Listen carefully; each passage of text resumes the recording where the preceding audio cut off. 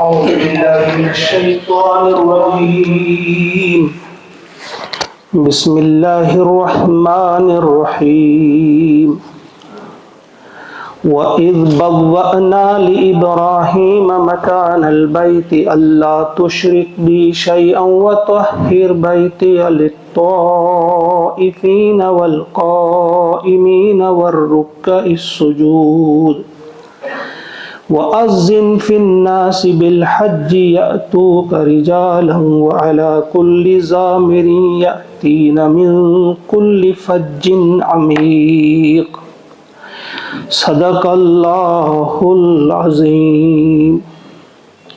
سورۃ الحج آیت نمبر 26 اور 27 آپ کے سامنے تلاوت کی گئی۔ آیت نمبر 29 تک انشاءاللہ اس وقت ہم سمجھنے کی کوشش کریں گے۔ اللہ کا ارشاد ہوتا ہے، چوتھا رکوع ہے یہ، آیت نمبر 26، وَإِذْ بَوَّأْنَا، اور جب بوّأنا ہم نے ٹھیک کر دی، ہم نے نشاندہی کر دی،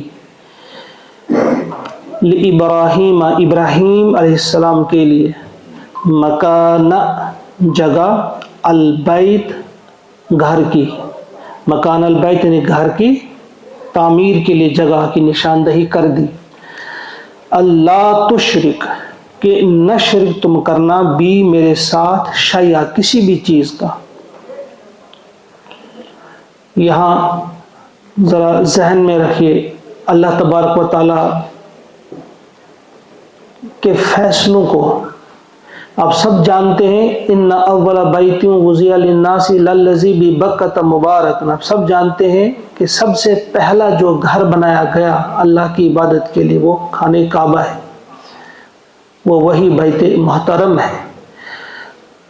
پہلے فرشتوں نے اسے تعمیر کیا اور پھر آدم علیہ السلام نے اسے تعمیر کیا، لیکن پھر مختلف حادثات کی وجہ سے، طوفانوں کی وجہ سے وہ بالکل ناپید ہو گیا تھا، دکھائی نہیں دے رہا تھا۔ تو پھر ایک آندھی چلی یا کیا کس طرح سے اللہ تعالیٰ نے اس پر سے وہ چیزیں ہٹا دی اور ابراہیم علیہ السلام کو وہ گھر دکھا دیا کہ کہاں آپ تعمیر کریں گے۔ تو اس کی طرف یہاں اشارہ ہے کہ دیکھو، وَإِذْ، اور جب اس قسم کے الفاظ قرآن پاک میں آتے ہیں تو اس کا مطلب ہوتا ہے وہ واقعہ یاد کرنے کے قابل، یاد رکھنے کے قابل۔ یعنی جب ہم ان واقعات کو یاد رکھیں گے، اللہ تعالیٰ کے ساتھ ہماری محبت بڑھ جائے گی اور اللہ تعالیٰ پہ یقین ہمارا بڑھ جائے گا۔ یہ آج بات بتائی جا رہی ہے، گھر کب تعمیر ہوا، آدم علیہ السلام کب آئے،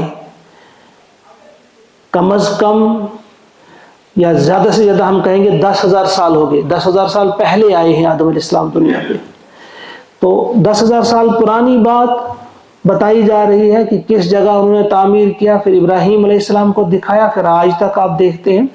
فرمایا اور جب ہم نے دکھا دی، ٹھیک کر دی وہ جگہ، ابراہیم کو بتا دی کہ کس جگہ آپ نے اس گھر کو تعمیر کرنا ہے، تو ساتھ ہی فرما دیا کہ اب آپ کی یہ ذمہ داری ہے، ڈیوٹی ہے، فرض ہے کہ تم ہمارے ساتھ، میرے ساتھ کسی کو یہاں شریک نہیں ٹھہراؤ گے۔ اللہ تشرک بی شیئا وطہر، اور پاک رکھو گے، اور آپ نے پاک رکھنا ہے، بیتیا میرے گھر کو، کن کے لیے، للطائفین طواف کرنے والوں کے لیے، والقائمین قیام کرنے والوں کے لیے، والرکع السجود اور رکوع اور سجدہ کرنے والوں کے لیے۔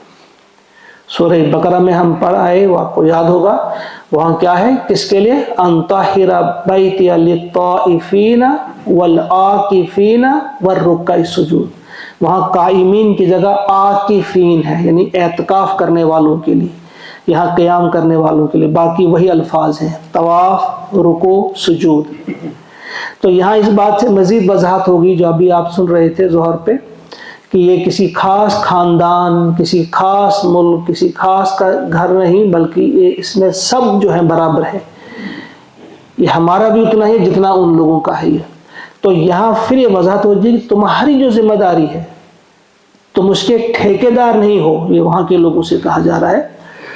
کہ یہ تم اس کے ٹھیکیدار نہیں ہو بلکہ تم ذمہ دار ہو، تم خادم ہو، تم نے اس کو صاف رکھنا ہے طواف کرنے والوں کے لیے۔ یہ تو پہلی ذمہ داری تو انبیاء کی ہے، اس کے بعد ان کے جو فالوورس ہیں ان کی ذمہ داری۔ تو کتنا عظیم کام ہے مسجد کو تعمیر کرنا، مسجد کو پاک اور صاف رکھنا، کہ انبیاء کی بنیادی ذمہ داریوں میں سے اس بات کو بتایا گیا کہ تمہارا یہ کام ہے کہ تم اس کو پاک رکھو گے، اور پاک رکھو گے صرف ظاہری نجاست اور ظاہری گندگی سے نہیں، بلکہ اس سے پہلے یہ بات کہی گئی اللہ تشرک بھی، کہ یہاں جب بھی ذکر ہوگا میرا ہوگا، یہاں میرے ساتھ کسی کو شریک نہیں تم نے ٹھہرانا ہے۔ آپ سب جانتے ہیں کہ خانہ کعبہ کے اندر 360 بت رکھے گئے تھے، اس کو ناپاک اس طرح سے کر دیا گیا تھا۔ تو حضور علیہ الصلوۃ والسلام نے پہلا کام وہی کیا جب فتح مکہ کا واقعہ ہوا، پہلے اس چیز سے، اس گندگی سے اس کو پاک کر دیا۔ تو فرمایا کہ آپ اس کو پاک رکھیں گے طواف کرنے والوں کے لیے، قیام کرنے والوں کے لیے، رکوع کرنے والوں کے لیے، سجدہ کرنے والوں کے لیے۔ تو یہاں ذہن میں رہے کہ ظاہری طور بھی پاک رکھنا ہے اور باطنی طور بھی پاک رکھنا ہے، اور باطنی طور پاک رکھنے سے مراد شرک کی غلاظت سے اس کو پاک رکھنا۔ وَأَذِّن فِي النَّاسِ، اور پھر حکم ہوا ابراہیم علیہ السلام کو، اور تم اعلان کر دو فی الناس، لوگوں میں، بالحج، حج کا اذن عام کر دو۔ یا تو کا، اب ابراہیم علیہ السلام سے جب کہا گیا انہوں نے کہا میں اعلان تو کر دوں گا، میری آواز کہاں جائے گی، وہاں تو لوگ بھی نہیں تھے، جب گھر بنایا انہوں نے، چھت وغیرہ بنی، اب کرو جی اعلان۔ پھر جبل ابو قبیس پر چڑھ کر، ایک روایت ہے، اور ایک روایت ہے خانہ کعبہ کی چھت پہ چڑھ کر آپ نے پھر اعلان کیا، یا ایھا الناس، اے دنیا کے انسانوں، ان اللہ قد بنا بیتن، بے شک اللہ تعالیٰ نے ایک گھر بنا لیا ہے، فحجو، تو آ جاؤ حج کرنے کے لیے۔ تو اس کی پھر مختلف روایت ہیں کہ اس وقت یہ تمام ارواح تک یہ آواز پہنچ گئی، اور جس نے ایک بار کہا لبیک سنا تو اس نے ایک حج کیا، جس نے 2 بار کہا اس نے 2 حج کیے۔ یہ مختلف روایات ہیں، لیکن ابراہیم علیہ السلام کا اس وقت کہنا کہ میں کیسے بتاؤں، تو اللہ تعالیٰ نے فرمایا کہ دیکھو تمہارا کام ہے پکارنا، تم پکارو، تم لوگوں کو حکم دو آ جاؤ حج کے لیے، تو یہ آواز پہنچانا میرا کام ہے۔ اور آپ دیکھتے ہیں کہ اللہ تعالیٰ نے اس سے بڑھ کر خوبصورتی کے ساتھ آواز پہنچانے والا ہے بھی کون؟ دنیا کے کونے کونے سے آ جاتے ہیں حجاج کرام حج کرنے کے لیے، ان تک کون آواز پہنچا رہا ہے؟ یہ اللہ کا کام ہے۔ تو فرمایا کہ یاتو کا، جب ابراہیم علیہ السلام کے ذہن میں یہ بات آئی کہ کہاں آواز جائے گی، کون آئے گا، فرمایا یاتو کا، آئیں گے وہ آپ کے پاس، رجالن، پیدل، وعلی کل ضامر، اور ہر دبلی اونٹنی پر، ضامر کہتے ہیں جو دبلی اونٹنی ہو، لاگر، کمزور، اس پر آئیں گے، وعلی کل ضامر یاتینا، وہ آتی ہیں من کل فج عمیق، ہر فج عمیق سے، فج درے کو کہتے ہیں، پہاڑوں کے بیچ والا راستہ، عمیق ہوا گہرا، یعنی مراد یہ ہے کہ دور دراز علاقوں سے چل کر آئیں گے۔ اور یہاں جو ضامر کہا گیا ہے لاگر اونٹنی، کمزور اونٹنی، اس سے مراد یہ ہے کہ جب دور دراز علاقے سے وہ آئے گی، راستے میں اسے چارہ نہیں ملے گا، تھکی ہوئی ہوگی، اس لیے وہ کمزور ہوئی ہوں گی وہ اونٹنیاں، کہ کمزور اونٹنیوں پر آئیں گے، پیدل بھی آئیں گے اور اونٹنیوں پر سوار ہو کر بھی آئیں گے۔ اور یہ قرآن پاک کا حق ہونا، اس کا واضح ہے کہ آج سے 1450 سال پہلے یہ بات کہی گئی قرآن پاک میں، اور آج آپ دیکھتے ہیں کہ لاکھوں کی تعداد میں لوگ آتے ہیں، اور روکنا پڑتا ہے کہ بس زیادہ مت آؤ، ایک تعداد مقرر کی جاتی ہے کہ انڈیا سے کتنے آئیں گے، فلاں ملک سے کتنے آئیں گے، لیشہدوا، اور وہ آئیں گے، کیوں آئیں؟ لیشہدوا، تاکہ وہ موجود ہوں، تاکہ وہ دیکھیں، منافع لہم، اپنے نفع کو، جو ان کے فائدے رکھیں اللہ تعالیٰ نے، اس کو دیکھیں وہ اپنی آنکھوں سے۔ وہ فائدے کیا ہیں؟ وہ صرف روحانی فائدے نہیں ہیں، بلکہ اس کے علاوہ بھی اس کے بہت سارے فائدے ہیں۔ سیاسی فائدہ ہے اس کا بہت بڑے فائدے سیاسی ہیں، معاشی ہیں، اقتصادی ہیں، اور پھر روحانی تو ہیں ہی، وہ تاکہ وہ اپنی آنکھوں سے ان فائدوں کو دیکھیں، اور وَيَذْكُرُ اسْمَ اللَّهِ، اور اللہ کے نام کا وہ ذکر کریں، یعنی اللہ کا نام لیں وہ فی ایام معلومات، معلوم ایام میں، جانے پہچانے مقررہ دنوں میں، کس پر نام لیں؟ علی ما رزقہم، ان پر جو اللہ نے انہیں دیے ہیں، من بہیمۃ الانعام، مویشیوں میں سے جو چوپائے ان کو دیے گئے ہیں، ان پر اللہ کا نام لیں۔ یہ قربانی کا یہاں پر ذکر ہے۔ بہیمۃ الانعام کنہیں کہا جاتا ہے؟ کن کن جانوروں کی قربانی جائز ہے وہ آپ سب جانتے ہیں، بھینس بھینسا ہے، بیل گائے ہے، اونٹ اونٹنی ہے، بکرا بکری ہے، بھیڑ دمبا ہے، یہ جانور ہیں جو قربانی کے، ان پر تاکہ وہ نام لیں، اور معلوم ایام میں، یہ معلوم ایام سے مراد کچھ لوگوں نے لیا ہے، کچھ علماء نے 1 سے 10 ذی الحج، اور اکثر جو ہم جانتے بھی ہیں، ہم بھی اس پر عمل پیرا ہے، جن نے لیا ہے 10 ذی الحج اور اس کے بعد 11 اور 12 بھی، اور کچھ نے لیا ہے 10، 11، 12 اور 13 بھی۔ تو ان معلوم دنوں میں ان جانوروں پر وہ اللہ کا نام لیں، یعنی قربانی کریں۔ تو یہ قربانی یہاں سے واضح ہو جاتی ہے کہ اس کی کتنی اہمیت ہے۔ آج کچھ لوگ باتیں کرتے ہیں کہ بھائی قربانی سے اتنا گوشت ضائع ہو جاتا ہے، بس کھاتے ہیں، یہ کرتے ہیں وہ کرتے ہیں، کیوں نہ غریبوں میں، فقیروں میں، یتیموں میں پیسہ تقسیم کیا جائے۔ تو یہاں اس ذہن کو، اس بات کو ذہن میں آپ بٹھا لیں کہ قربانی جو ہے یہ ایک عبادت ہے، جس طرح نماز عبادت ہے۔ نماز کی جگہ ہم کچھ بھی نہیں کر سکتے، ہم کہیں گے نماز کی جگہ چلو جی ہم فلاں کام کریں گے، فلاں غریب کی مدد کریں گے، فلاں نماز کو رہنے دیں گے، یا روزے کو چھوڑ کر کوئی اور کام کریں گے۔ جس طرح یہ عبادت ہے، عبادت کو کرنا ہوگا اور اسی انداز سے کرنا ہوگا جس انداز سے حکم ہے۔ تو قربانی بہرحال یہ عبادت ہے، اور یہ ایک آپ سمجھو ایک نشانی ہے، کیونکہ ہمارا جو تعلق ہے اللہ تعالیٰ کے ساتھ اس کا اظہار بھی ہونا چاہیے نا۔ جس طرح ایک شخص کا تعلق ہوتا ہے ماں باپ کے ساتھ، اس کا بھی ہم اظہار کرتے ہیں۔ ماں باپ کو کوئی دکھ درد ہو، تکلیف ہو، بیٹا اس کے ساتھ ساتھ رہتا ہے۔ اگر بیٹا اس وقت دور رہے اور کوئی اور اس کی خدمت کرے تو شک پیدا ہو جاتا ہے کہ بھئی یہ کیسا باپ ہے یا یہ کیسا بیٹا ہے۔ ماں باپ کے ساتھ ایک تعلق ہوتا ہے، وہ ظاہر ہوتا ہے اس کی شب و روز سے، اس کے اٹھنے بیٹھنے سے۔ اسی طرح سے ایک تعلق ہمارا اللہ کے ساتھ ہے، وہ واضح ہونا چاہیے کہ ہمارا ایک تعلق ہے اللہ کے ساتھ، اسی لیے نماز ہے، اسی لیے روزہ ہے، اور اسی لیے یہ قربانی ہے۔ ایک اظہار ہے، نمونہ ہے کہ دیکھو ہمارا تعلق۔ نماز میں کیا ہے؟ ہم عاجزی دکھاتے ہیں، ہم کہتے ہیں کہ بڑا اللہ ہے، ہم سر اپنا نیچے رکھتے ہیں، سجدہ کرتے ہیں، ہم بڑائی کا اظہار کرتے ہیں نماز کے ذریعے، اور عاجزی کا ہم عاجز بندے ہیں اس کے۔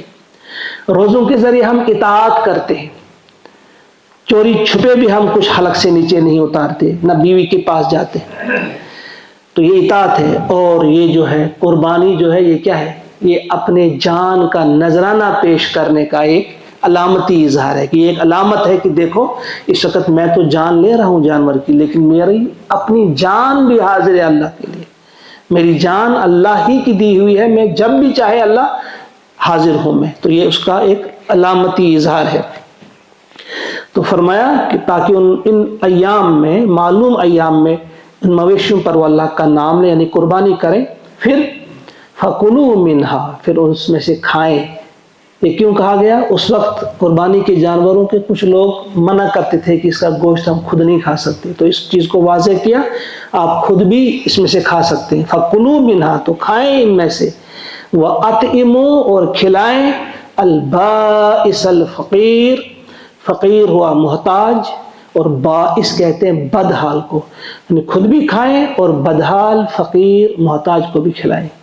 عبداللہ ابن مسعود رضی اللہ تعالیٰ عنہ نے اس میں واضح کیا ہے ہمارے لیے کہ اس میں بہتر یہ ہوتا ہے کہ 3 حصے، وہ بھی بالکل برابر نہیں، ضروری نہیں ہے، کچھ کام زیادہ رہے تو کوئی پرابلم نہیں، 3 حصے کیے جائیں، ایک حصہ خود کھایا جائے، ایک اپنے پڑوسی اور رشتہ دار ہیں ان کو کھلایا جائے، اور ایک یہی البائس الفقیر محتاجوں کو کھلایا جائے، غریبوں کو کھلایا جائے۔ لیکن ایسا کرنا واجب نہیں، یعنی یہ ہم یہ کہیں گے کہ ایک مستحب عمل ہے یہ، یہ مستحب عمل ہے کہ اگر اس طرح سے کیا جائے.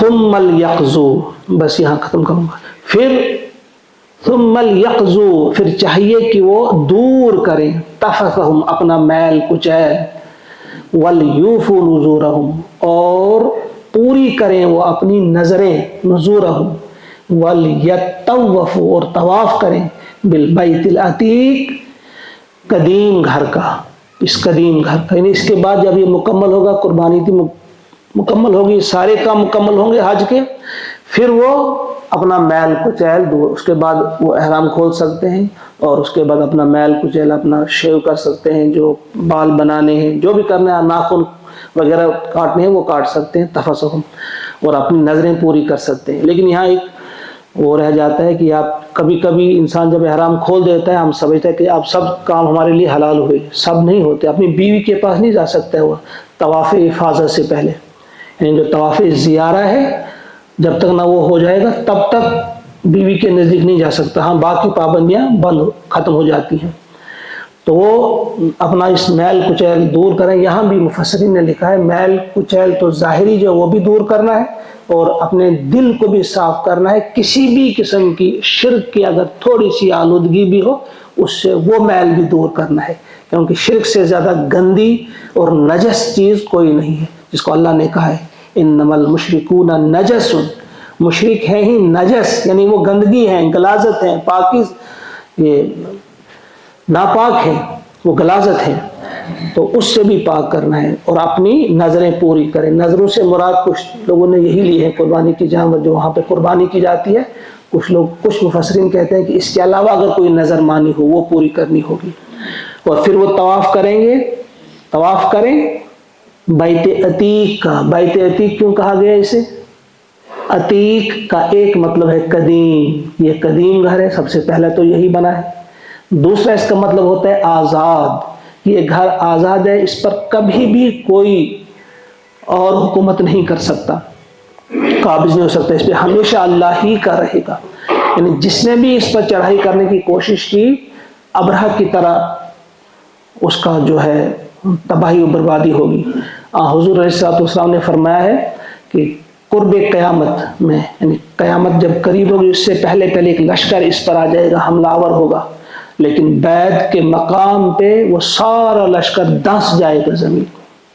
صرف ایک حبشی، چھوٹی ٹانگوں والا حبشی جو ہے وہ اس کو گرائے گا، اس کو گرانے کی کوشش کرے گا، اور گرائے گا بھی. میں اس کو دیکھ رہا ہوں، حضور فرماتے ہیں کہ میں اس کو دیکھ رہا ہوں، وہ الگ چیز ہے، لیکن کوئی اس پر قابض نہیں ہو سکتا. تو یہ اس کے لیے اس کو آزاد گھر بھی کہا گیا ہے، بالبیت العتیق. اور اس کا ایک معنی ہے محترم، مکرم، یعنی عزت والا گھر ہے یہ. اللہ تعالیٰ سے دعا ہے، یہ آیت نمبر 29 تک آج ہم نے کمپلیٹ کیا. اللہ سے دعا ہے کہ ان آیات کو ٹھیک طرح سے سمجھنے. ایک اللہم اجعل القرآن ربیع قلوبنا ونور ابصارنا وشفاء صدورنا وذهاب همومنا وغمومنا وربنا تقبل منا انك انت السميع. السلام علیکم ورحمۃ اللہ وبرکاتہ.